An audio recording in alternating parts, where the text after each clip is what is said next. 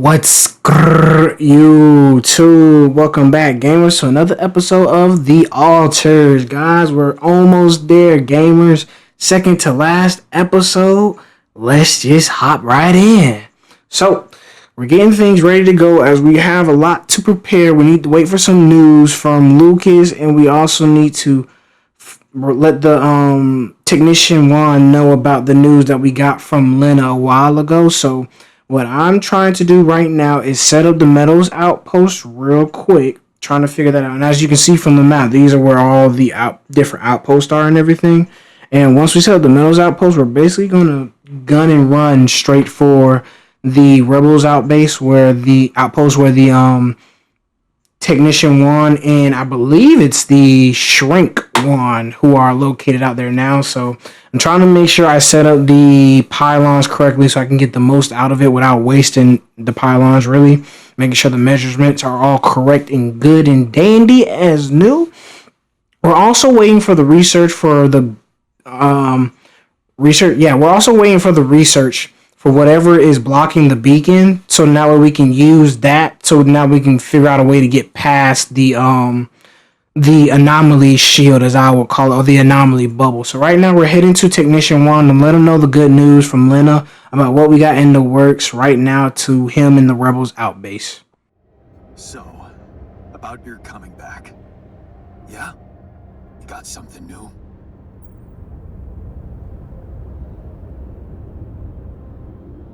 Actually, I talked to Lena, and I might have an idea how to keep the corporation away from you. Really? What is it? Well, if we hijacked the ship somehow and redirected it to a safe location far away from Allied Corp's radars, Lena said she could disable your implants so that you'd no longer be trackable. You'd be back on Earth, and you could be free. Free, huh? Right. There is one thing we'd have to take care of first, though. What's that? Well, while you were away, we discovered that there's a barrier in the sky blocking the way for the rescue ship. I'd be lying if I said I couldn't use your help with it. It's a kind of all hands on deck situation.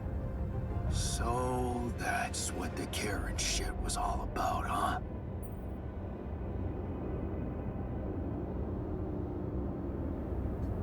You know how it is. One hand washes the other. Yeah.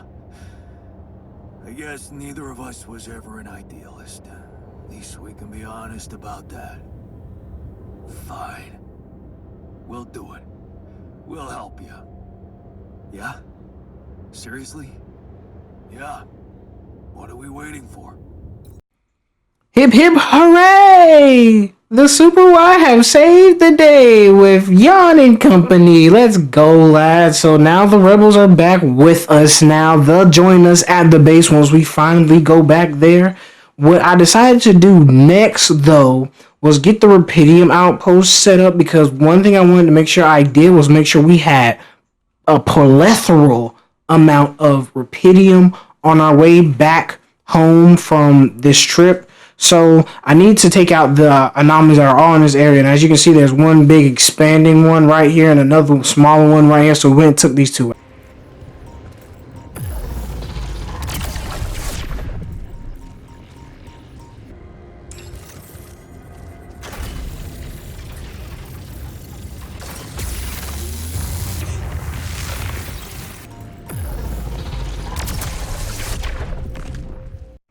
So after doing a little bit of digging around a bit, I couldn't really figure out where the Rapidium outpost was supposed to be at. So I did do a scan post and seen that it was going in one general direction. So we went down this cliff and found a surprise. Gotcha. That one wasn't too bad, thankfully. But we went down here hoping we could find the Rapidium outpost down in the lower region of the depository, but we couldn't find it here either. And that's when I kind of figured out that it must be on the other side up this hill real quick. So we kept running again before we ran into another surprise.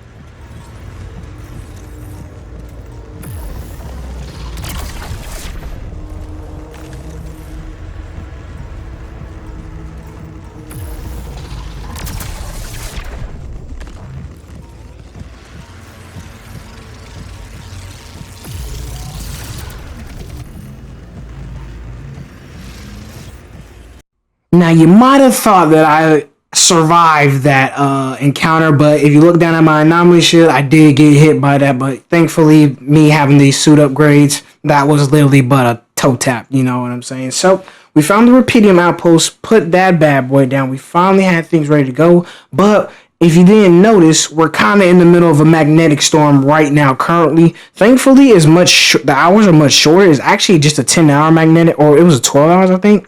But the base was in really bad condition, so I really wanted to focus on making sure I keep the base down and make sure that we keep her ready to go in shape for when it's time to leave. We can leave with no issues to go through at all.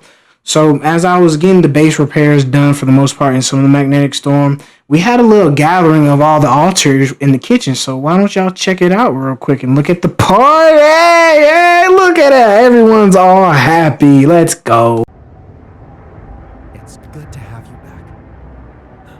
I miss your ugly face too. So after a good time down in the kitchen with the boys, I continued doing module repairs, had that going on.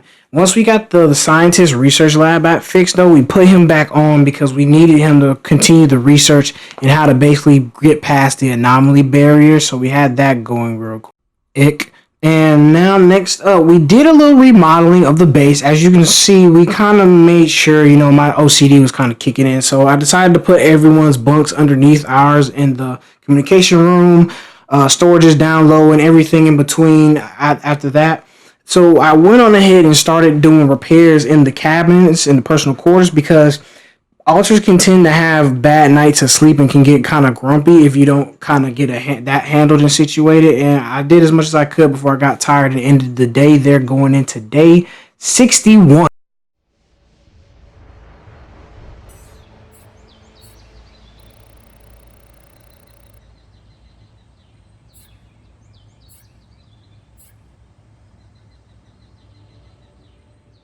Now, after making it through another anomaly or magnetic storm, we really didn't need to grab any materials like emerald veins, so we decided to take this phone call from Lucas now that we got some more news coming back from him. Lucas, you got through again.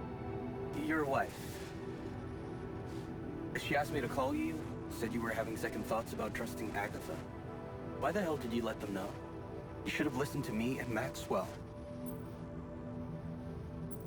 That would have been even worse. All Maxwell wanted was to use my altars for his experiments. He didn't care about anything else. And you're basing that assumption on what? The ever so reliable corporate narrative? They were only waiting for an opportunity to get rid of him. His vision scared the shit out of them. Did you know what happened to his patients? What do you mean? I mean that Maxwell wasn't honest with me about what was really going on in Project Ela. I know about the patient who ripped himself apart because of multiple mind record overwrites. And all the other patients who self-harmed continuously, but Maxwell never informed anybody. I know the real reason the corporation killed your project. Don't tell me you weren't aware of that. Lucas? That's just bullshit. Plain bullshit. Nothing like that ever happened.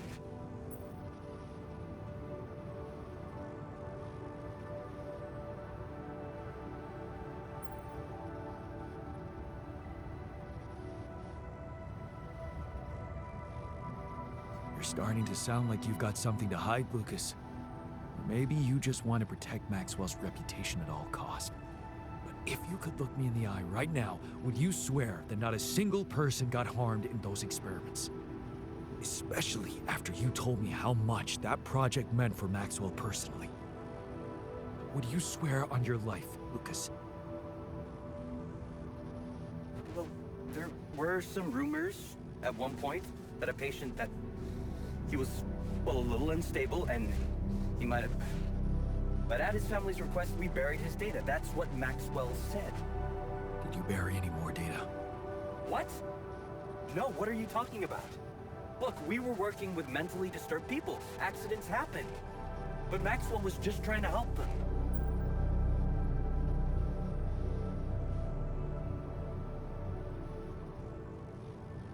Look, I believe his motives are pure, and he really wants to undo the damage he's inflicted, but don't you think he's lost the way? Well, whatever he was doing, you've put an end to it. So don't blame me for being scared of Agatha and her gang. Then help me save my altars from them. Why should I do that? Because you're a good person. You're not just Maxwell's guy. You have a heart of your own. Didn't Grandma tell you to always follow your heart or something like that? Absolutely not. She always told me to be rational. Shit, Jan. Okay, just tell me what you're thinking.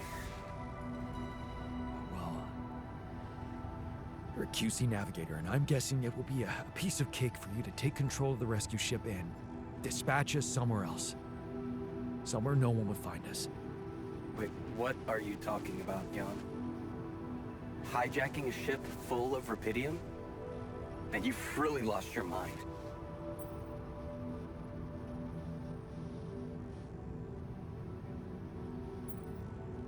You know what I'm thinking? That you want to do it. Put a spoke in the corporation's wheel. I don't know, Jan. This is all very confusing. I'm already in all sorts of trouble. I need to think this over, okay? I'm not sure about what part I would have to play in all this. I guess I'm not used to playing a significant part in anything. Sure, Lucas. Think it over. Just remember, I'm a little pressed for time here. Yeah, I know. So after somewhat trying to convince Lucas to join the cause with basically helping us on our way back to Earth and dealing with Allied Corp's armed goons, we then started trying to talk to the refiner, but the refiner wanted to basically tell us that he really didn't have a good feeling, and he felt like what happened in his alternate timeline may happen in our timeline, with the oil rig basically going up in flames and Ben ultimately dying. So he asked us to see if we can ask Lena about trying to warn Ben and the crew about it anonymously if we could possibly do that. So we tell them we can, but no promises.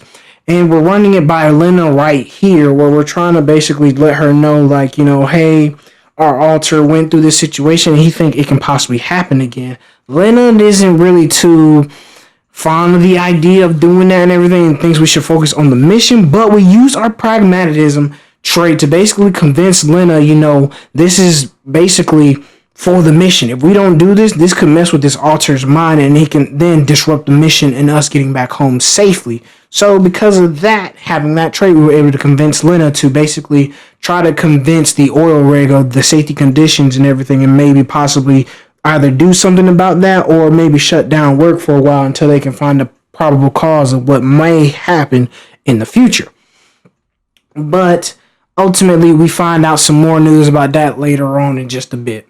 So after that conversation, I decided to work on the recycler because I didn't know if whether or not we would need organics or not. So having for the trip back home, so I tried to do as much as I could to make sure we had that. And yeah, I did lie. Did I get you? I got you, didn't I? Yes, I did. Because you know we went right back for that Eterol vein for who knows what, and just went to go get it just to get it, and we ran into some trouble afterward.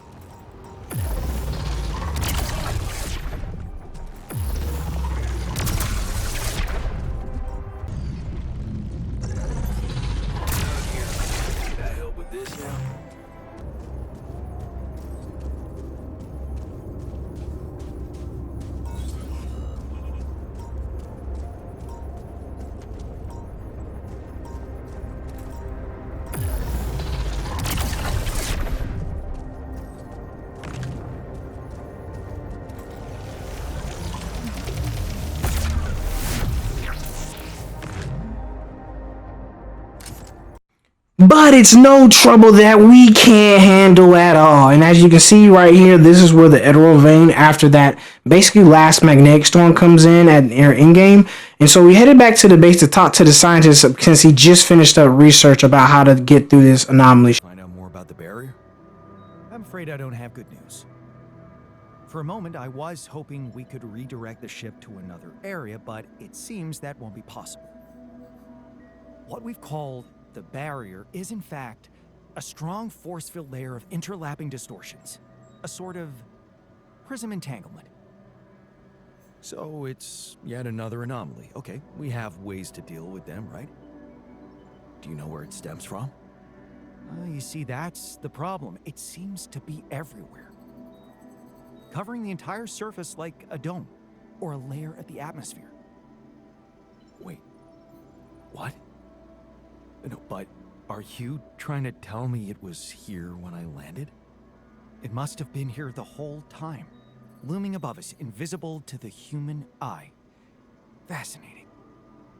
So was it the cause of your ship's malfunction? It could have been, yes.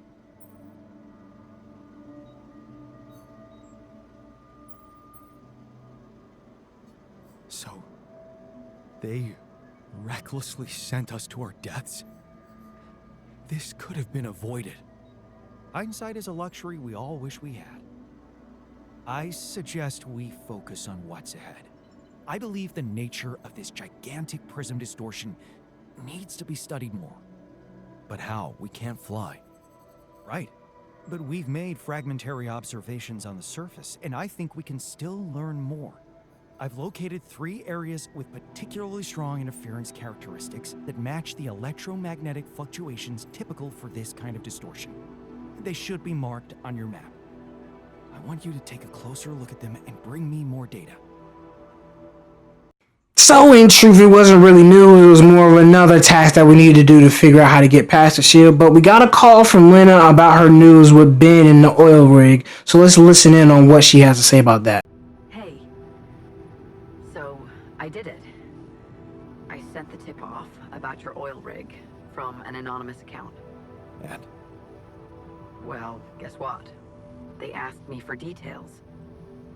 And of course, I couldn't give them any, so they were polite but not impressed. They didn't take me seriously, which was expected.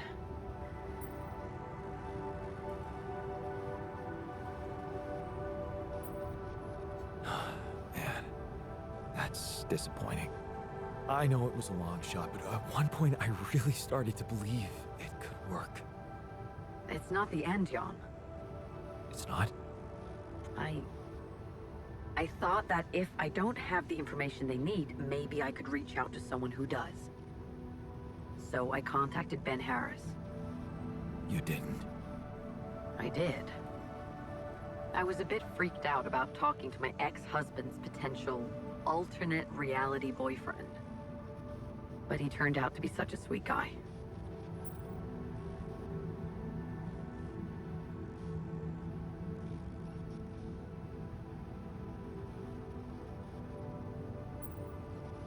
And how did he react to some stranger contacting him?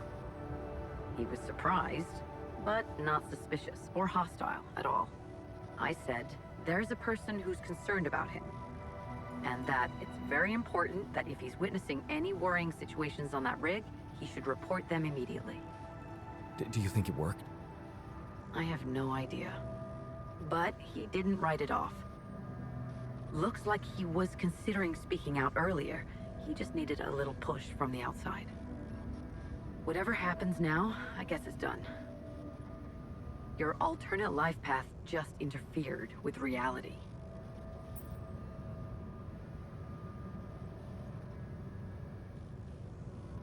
There's quantum mechanics for you.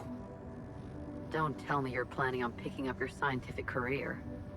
Well, who knows? I've got potential. Of course you do.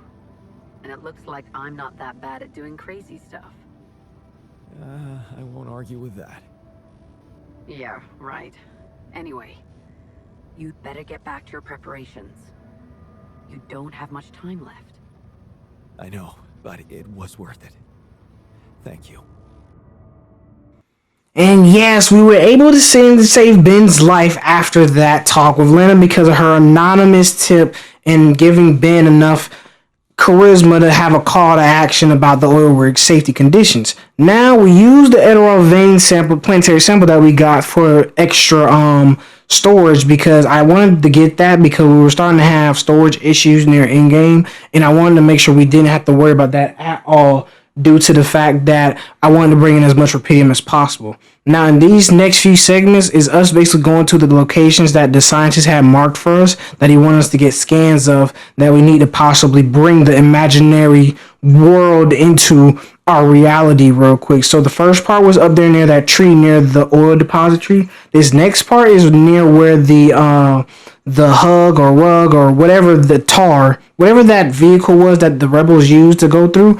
It's basically along that path in that fog area where that anomaly was. And then this next one is over here near like a metals deposit and the minerals deposit, I want to say, in between like that little split area. So after that, I decided to head back to the base because we needed to look into something as well. Oh, we decided to pass along the good news to the refiner and basically let him know that Lena was able to do what she needed to do so that we could warn Ben and the others about the oil rig safety conditions and everything. And that was able to put him in a really good mood, but he was a little bit anxious and insecure about, other things with himself and everything. But nonetheless, we were able to sway his mind in thinking, him being a positive man as he is, he wasn't really too down in the dumps after that. So, the three fragments of the interval apparently form. Right. Yeah. It almost a huge vertical. It could be our way up. A way up? How do you mean? For what? Reaching the barrier and destroying it. But I don't understand. It's not even there, physically. And that is exactly the issue we will have to solve. What would you say if I told you we should look for a way to materialize that structure?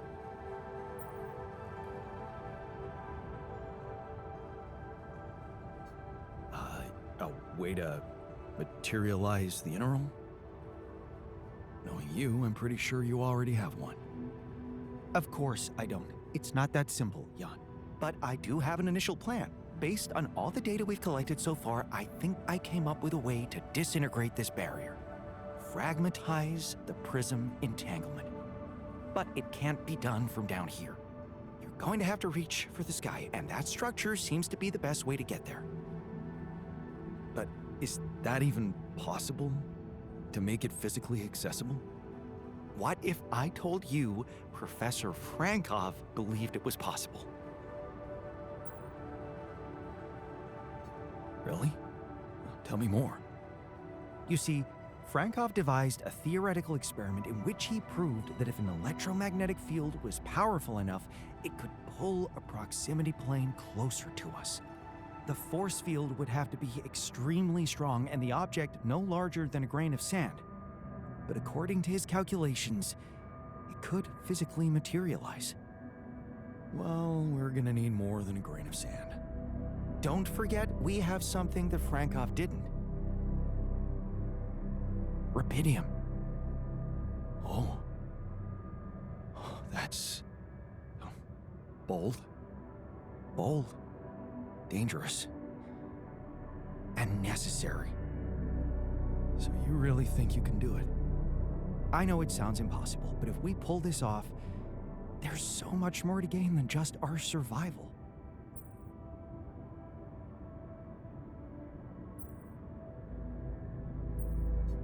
A scientific breakthrough. And we can play a leading role in it. What do you want me to do? The fragmenting device I told you about, I've drawn up a raw design for you to start building it.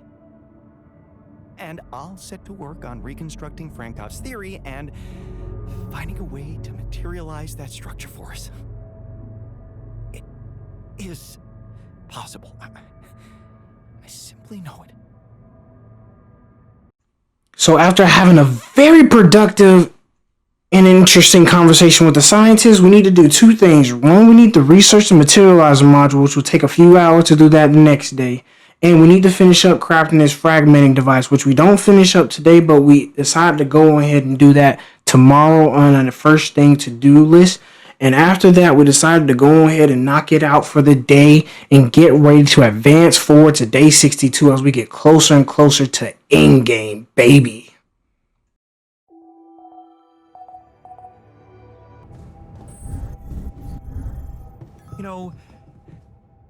Your work didn't do itself while you were exploring your possibilities out there. Are you trying to say that you missed me? I missed having a skilled technician on board. Oh, really? Huh. I didn't notice your absence at all. So after that heartfelt, somber conversation between Scientist 1 and Technician 1, we decided to continue with executing our plans of trying to get as much rupidium as we can so we can bring back to Earth. Because I wanted to definitely make sure we put the mission as well as putting our alters' lives first. Those two were like 1A, 1B. I couldn't put one over the other. I wanted to put them both together. But we did finish up our research for a large storage unit, which would allow me to get that extra free space to be able to get what I need for Rupidium wise and not have to worry about storage. And after moving some things around and doing a change up or two and everything, I finally kind of figured out something that I like. Although we did have like a base mass issue, but I don't think that was really too important for the journey. And after that, we decided to finish things up with a little bit of mind wipe.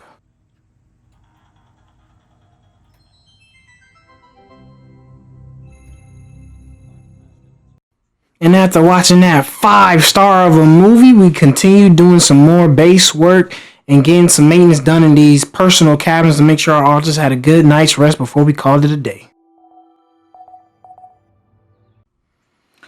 Day 63 is the day we finally set all of our last preparations for the big mission in motion. So after doing some more maintenance work and basically getting the rest of that done in the base, we kept on doing a little bit of other things as well too, but we decided to do a little bit of other things. We were just about waiting for basically the research to be done on the materializer module, so I decided to keep on getting some more rupidium after doing some base work and checking out some things, make sure I didn't get jumped by no freaking anomalies. And once we got word that the materializer module was done, we went straight back to the base to get that done. And no, I didn't do that base maintenance either. Don't worry, I didn't. And looking at the materials we needed, we had more than plentiful enough. It was just a matter of where I wanted to put it at, so I decided to put it on the end of the workshop right here, which honestly was the best fit because we needed another module to go on top of the materializer, but you'll find out about that module later in the next episode.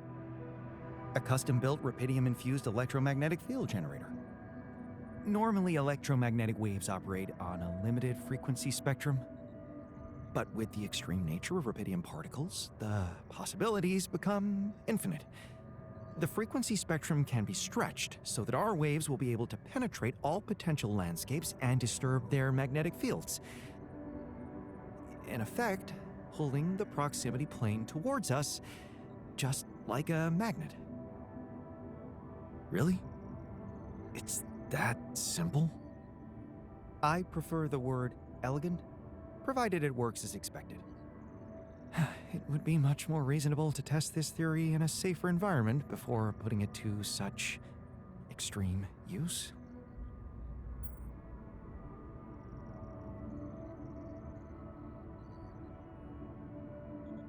Whoa. I don't think I've ever seen you this insecure. And we've been through a lot. This really is no time for malicious remarks, Jan. We are treading on thin ice here. Once activated, the module will start emitting an extremely powerful electromagnetic field affecting not only the outside world, but also inside the base.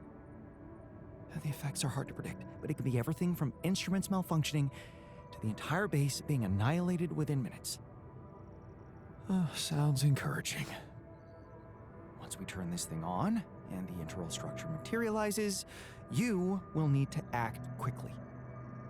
Climb it as fast as you can, penetrate the prism entanglement, place the fragmenting device there, and press start. While you're up there, the rest of us will be fighting to keep the base in one piece. And if there's anything I can tell you for sure, it's that we will not be able to hold the fort for long. So, I only get one shot. Exactly. That's why it's vital that we have all hands on deck.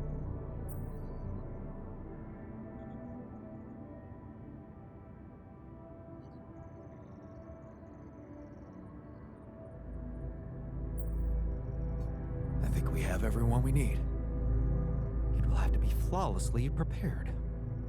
Battery packs, robust radiation protection, abundant repair kits on stock. There'll be no time to resupply, no way for you to come back to the base mid-mission. And no time for the rest of us to take care of anything other than protecting the base from falling apart. And here I was, thinking you'd give me a pep talk. Well, you're getting cold facts instead. Here's one crucial point. It will be wisest to start in the morning. You don't know how long it will take you to get up there, and the last thing you'd want to encounter is night radiation on top of that structure. What if you can't hold it up for as long as I need, and the whole thing dematerializes while I'm up there? Like I said, you'll need to be fast, and we'll need to be strong. Right. When you're ready to start, go to the foot of the structure and call me on the radio. On your signal, I'll activate this beast, and we'll see what kind of hell we've unleashed. So we have a rubidium-fueled module thingamabobber, and we know that with destroying the barrier, basically the bringing the proximity plane into motion, it basically is going to put the base on its last legs, and we need to make sure we have things from repair kits, radiation filters, and everything in order. So now when we go on this mission, the guys can take over and make sure they got things under wraps and everything. But we did have 3 repair kits and 3 radiation filters, so I didn't see no worries in basically making any more of that. I decided to go with making 1 shield recharge and then 2 suit batteries as well, because I felt those were going to be definitely the suit batteries, because trying to take out anomalies is going to be hard, and if we have any clowns we have to make, which we probably would, it was going to be take more precedent over that. And then the shield anomaly charge basically was just getting the extra one is just always good to have, because once you run out of 3, you're basically screwed. So, and that's more radiation on top of you. So we basically make our way up from the organics depository, and we can get closer and closer, guys, and we're going ahead and get things rolling, because it is time. We're ready to go home. The sky's the limit, and we're ready to knock this out the ballpark. And as you can see here, this is basically the final warning. Once you basically start this, you can't return to the base, build outposts, or fast travel at any point or any infrastructures until you install the fragmenting device and destroy the barrier. It could take multiple hours. So you know what we decide to do? We say bump it. We're not even gonna do it. Made you look, then I got them next. Yep, I know, I got you, and I got you back there too. Don't think I ain't see you, I got y'all. But yes, guys, we decided to head back, because as you can see right now, we literally only have like 3 hours left until like nightfall hits, so I didn't see it worth the trouble of going through a radiation night field kind of thing. So I decided to have one last send-off with the boys and watch another movie. This time I think we decided to watch Future Ex-Girlfriend, which we've seen in another playthrough, but I decided to give you guys one last look at another Chris and Jack film from Future Ex-Girlfriend. Now, thank you all so much for watching. This will be the end of the episode. We'll let y'all see the rest of this tidbit. But if you did, please leave a like, as it helps the channel grow and it sends it out more through the YouTube algorithm to others who may like our content, gamers. And I trust y'all boys, we only got one more episode left till the end. Let's go. And I promise y'all, we got big news coming in the near future. So until next time, gamers, we out of here. Oh, you said I have 1 minute. Phil, I need you to listen to me carefully. What is this? 6 years ago, aliens arrived on Earth. They consumed all of our natural resources and enslaved humanity. What was that? What did I just see? What was that? Is that real? It doesn't have to be. I've traced the sequence of events to this exact moment in time, to your device. We use the alien tech to come back to make sure you activate it tonight, but you need to listen to me. You need to do exactly what I say when I say it, so we get this done before my past self comes up those stairs in 60 seconds. The fate of humanity depends on you. You made it. Glad to be here. Got it. And who are you? This is my partner, Gunnar. Hi, it's nice to meet you. I've heard so much about you. Okay, so, Phil, your leftmost node on your module, you need to articulate it slightly. Do you see what Sorry, I'm you talking- two are work friends, or? Basically, Yes. well, not exactly, Well, but yeah. yeah. Yes. Yeah. So, sorry, just to, when you say partner, you mean partner or partner? Honestly, Phil, it's dangerous for me to tell you too much about the future. Jenna, what the hell? Okay, yes. Me and Gunnar will be seeing each other. Yes. Oh my god. Phil, please, I really need you to focus. Okay, so we don't have that much Oh time. my god. I'm dead. Oh, that's I so die. sad. And then you have to move on. You're being really brave right now. All right, well, take good care of her, man. She's a very special lady. She means everything to me. So, Wow. how do I die? Is it because of my device, or is it because the aliens get me? Or it's heroic, right? You don't die. You're not dead. You're like a teacher or something. I don't know. We haven't really talked in a while. Jesus. Okay. Okay, quick, hurry. Okay, that note, you're gonna move One it- sec. Love you. So we break up? Please, Phil, hurry. The fate of humanity. I'm gonna do it. I'm gonna save the world. I'm processing a lot right now, and I would like us to discuss this. Okay, well, we have. You have. I will have, but I have not. Is it a mutual thing, or It got to a mutual place. why do you, why? Well, I don't know. We weren't communicating that well anymore, and sometimes you can be a little petty. I'm petty. You know, honestly, things got a little crazy when the hive ship destroyed San Francisco. I'm not petty. Okay. You know, sometimes people grow apart at a certain point, and I think they just kind of need to separate to kind of find that freedom by themselves, you know? Thank you, Gunnar. Thank you. Okay, Yeah, thanks. but you know what? I feel like I would feel much more comfortable working if Gunnar weren't here. It doesn't have to be weird between the two of you. I told you I shouldn't have come. No, babe, it's not you. Yeah? Yeah, I need you here. Well, I need you. Okay. Yeah. Phil, listen. This is the pettiness I'm talking about. You have a chance to save humanity and most of Europe, but instead... Oh, cool. So now you care about my work. Got it. What's that supposed to mean? Nothing. It's just interesting that now that it's going to save the world, you care about my work. But a couple days ago in my timeline, you didn't seem like you fully supported it. You were talking a lot about, like, is this worth the effort? Do people really need a distress beacon / electronic toothbrush?